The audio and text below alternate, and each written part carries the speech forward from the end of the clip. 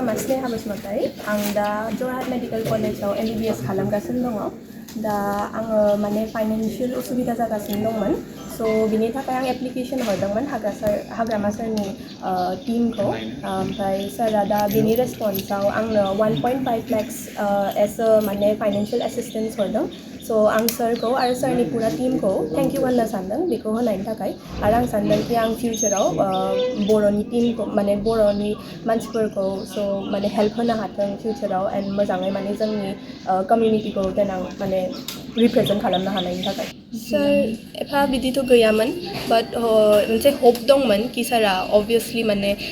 help होनो हागौ मोनगोन मोना बेखौथ' होननो हाया बाट मोनसे होप दंमोन आरो कि मोनगोन जानो हागौ मानोना सारा अलवेज माने हेल्पफुल थानायनि माने रेपुटेसन दंखायो सारना स' बेनि थाखाय जागोन अभियासलि जागोन मानोना आं मेरला जिनिसखौ माखासे जिनिसखौ माने एफर्ड खालामनो हाया बायदि मोनगासिनो दंमोन दा बायदि समाव स' मेरला मानसिफ्रा माने कचिं इरि खालामो कचिं इरियाव मेरला लाख थाखा थाङो बेनि थाखाय स' निट PG इरि मेरला जिनिस दं खालामनांगौ दंबावो आरो मेरला दा आं MBBS खालामगासिनो दं बिनि उनाव आरो फिउचाराव आरो PG इरि खालामनांगौ दं बेनि थाखाय कचिं इरि खालामनांगौ दं मेरला मानसिफ्रा थार्ड इयारनिफ्रायनो खालामो सेकेन्ड इयारनिफ्रायनो खालामो आं खालामथ'नो मोनाखै आरो स' आं बेखौ माने बिनि थाखायनो आं माखासे जिनिसखौ माने आं जेखौ एफर्ड खालामनो हायाखै आं बेखौ दा सारनि हेल्पजों खालामनो हासिगोन